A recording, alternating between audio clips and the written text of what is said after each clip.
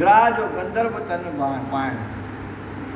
श्री सुखदेव चयो त राजा परिषद जॾहिं ग्राह मरी वियो तॾहिं देवताउनि ख़ुशीअ सां नगारा वॼाया ऐं भॻवान ते गुलनि जी वर्खा कई।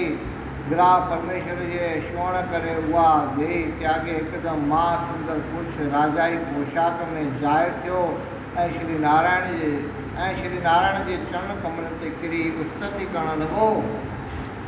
स्तुति करे चवणु लॻो त हे महाराज, मां अॻे जन्म में हू नाले गंधर्व हो। हिकु ॾींहुं पंहिंजनि स्त्रियुनि खे विमान में विहारे सैर करण लाइ वयसि थिए त हिकिड़े वन में हिकु तमामु सुहिणो तलाउ ॾिसी हुन तलाउ में सनानु करणु लॻुसि। पर हुते देव ऋषीश्वर अॻे ई पिए सनानु कयो। मूं स्त्रियुनि जे चवण ते हुन ऋषीश्वर खे टुॿी हणी जंग खां झले पाणीअ में घीरणु लॻुसि। जॾहिं हू किरी पियो तॾहिं मां हुनजो पेरु छॾे ॾिनो ऐं तलाउ मां ॿाहिरि निकिरी पंहिंजनि स्त्रियुनि समेत खिलणु लॻुसि। जंहिं करे देव ऋषीश्वर मूंखे श्राप ॾिनो त हे गंधर्व, तूं ग्राह जी धूड़ पाईंदे। हीउ श्राप ॿुधी मां ॾाढो निहास शर्मसार थी ऋषीश्वरनि खे चयो त मां पंहिंजे कए जो फल पातो, पर हाणे कृपा करे ॿुधायो त मुंहिंजो उद्धार कॾहिं थींदो।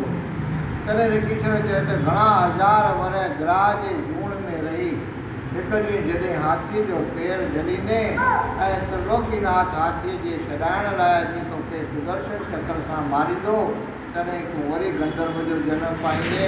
सो मां हुन ऋषीश्वर जी कृपा सां तव्हांजो दर्शन पाए कृतार्थ थियो आहियां।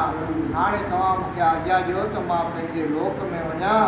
जॾहिं हू गंधर्व परमेश्वर खे दंडवत करे विमान जे करे पंहिंजे लोक ॾांहुं हलियो वियो, तॾहिं ईश्वर जी आज्ञा सां हाथी बि उहो चोलो छॾे मुक्ति पाती ऐं दंडवत करे हथ जोड़े चवणु लॻो त वीरनाथ, मां अॻे जन्म में इंद्र दमन नाले राजा हुउसि ऐं हरि परमात्मा जे चरणनि जो ध्यानु करे राज कंदो हुउसि।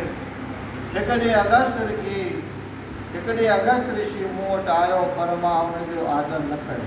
तंहिं करे अगस्त कावड़ जी चयो त राजा, कहिड़े शास्त्र में लिखियलु आहे त जॾहिं ब्राह्मण या ऋषीश्वर या वैष्णु कंहिंजे घर में अचे त हुनजो आदर न कजे ऐं चरण हाथियुनि वांगुरु वेठो रहिजे। तंहिं करे पक ॼाण त तूं हाथीअ जो जनमु पाईंदे। हीउ श्राप ॿुधी मां शर्मिंदो थी चयो त हे मुनिनाथ, मां पंहिंजे कुकर्मनि जो फल पातो, पर हाणे ॿुधायो त मुंहिंजो नेतारो कॾहिं थींदो। इहो मुंहिंजे ऋषि चवणु लॻो त जॾहिं ग्राह तलाउ में तुंहिंजो पेर झलींदो तॾहिं वैकुंठनाथ तुंहिंजे छॾाइण लाइ ईंदो ऐं ग्राह खे मारे तोखे मुक्ति ॾींदो। सो मां अगस्त मुनि जी अपार कृपा सां तव्हांजो दर्शन पाए कृतार्थ थियो आहियां। बोल श्री नारायण भगवान की जय। जॾहिं इंद्र दमन हथ जोड़े घणी स्तुति कई तॾहिं श्री नारायण ख़ुशि थी चयो त हे इंद्र दमन, जेको मुंहिंजनि भक्तनि खे पोएं राति जो उथी सुपिने में आणींदो, तिन खे पुछड़े सुपिने जो फल न मिलंदो। एतिरो चई भॻवानु इंद्र दमन खे गढ़ ते चाढ़े वैकुंठ ॾांहुं राही थियो।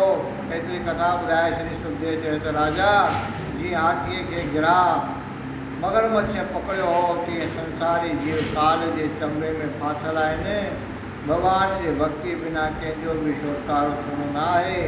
जेको मुश्किलात जे वक़्तु हाथीअ जे मोक्ष जी कथा यानी गजेंद्र मोक्ष स्तोत्र जो पाठ कंदो, तंहिंजी श्री नारायण ज़रूरु सहायता कंदो। बोल श्री नारायण भगवान की जय। श्री गजेंद्र महाराज।